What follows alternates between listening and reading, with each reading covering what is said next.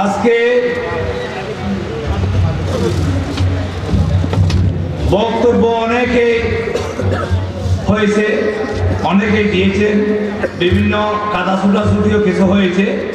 এগুলি এখন আর সময় নেই, কাদা ছুটাছুটি করার সময় নেই। আমাদেরকে ঐক্যবদ্ধ হতে হবে।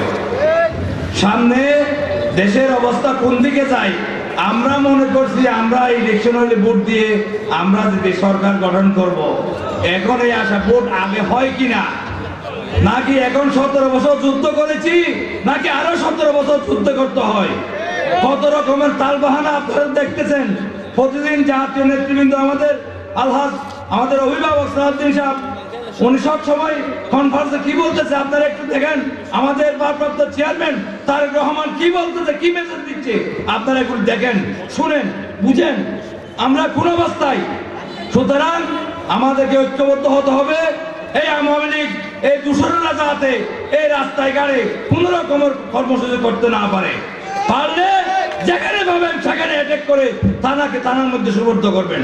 কোন আওয়ামী লীগ, কোন যুবলীগ, কোন ছাত্রলীগ, নিষিদ্ধ সংগঠনের কোন সদস্য যাতে কোনো কর্মসূচি করতে না পারে, আপনারা সেই দিকে সজাগ থাকতে হবে।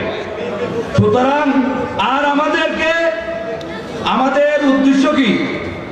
আমাদের উদ্দেশ্য হলো আমাদের মহান নেতা, আমরা কার রাজনীতি করি? আমাদের এই যে কক্সবাজারের সিংহপুরুষ, শ্রেষ্ঠ, সারা বাংলাদেশের শ্রেষ্ঠ বলতে বলা যায় আমাদের সালাউদ্দিন সাহেব। উনি এখন বিএনপির কর্ণধার, দ্বিতীয় ব্যক্তি। সুতরাং আমরা সেই এলাকার লোক, আমাদের একটা অবশ্যই থাকতে হবে। আমাদের এইভাবে উনাকে গড়াই দিতে হবে, আর ওনার পিছনে লোকজন এইভাবে থাকতে হবে। এইভাবে বিপুল পরিমাণ ভোট দিয়ে, ভোটের মধ্যে জিতিয়ে আমাদেরকে পাঠাইতে হবে। সুতরাং আমরা সবাই ঐক্যবদ্ধ থাকবো। আগে জাতীয় নির্বাচনের জন্য সকল মানুষ মতামত বলে সবাইকে মিলেমিশে আমাদের এক কাজ করতে হবে। যারা দোষর তারা তো বাদ যাবেই। সুতরাং আগে আমাদের সাধারণ যারা আছে, আমাদের জাতীয়তাবাদী মনা, সবাইকে ঐক্যবদ্ধ করেন।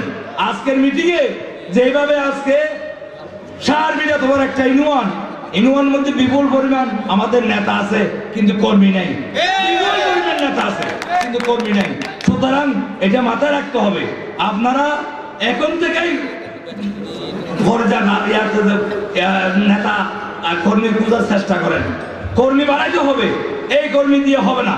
সুতরাং আমি এই সারবির ইউনিয়নের সম্মানিত নেতৃবৃন্দ, বিএনপি এবং সকল অঙ্গ সংগঠনের সবাইকে বিনীতভাবে অনুরোধ করব, আপনারা মতামত ভুলে, খাতা ছুটাছুটি ভুলে সবাই ঐক্যবদ্ধ হয়ে সারবিরকে সুসংগঠিত করেন। তাহলে ইনশাআল্লাহ ফল আসবে, নেতৃত্ব কাজের মধ্যে পরিচয় হবে। সুতরাং আমি বেশি কথা বলে ফেলেছি, আর বেশি বলবো না। আমি সবাইকে ধন্যবাদ জানাই, এবং যারা নেতৃত্বে আসবেন এবং যারা নেতৃত্ব দিয়ে গেছেন সবাইকে শুভেচ্ছা জানিয়ে আমি ধন্যবাদ জানাই। আমি আমার সংক্ষিপ্ত বক্তব্য শেষ করলাম। খোদা হাফেজ। বাংলাদেশ জিন্দাবাদ, সালাউদ্দিন ভাই জিন্দাবাদ, তারেক রহমান জিন্দাবাদ, বেগম খালেদা জিন্দাবাদ। আসসালামু আলাইকুম।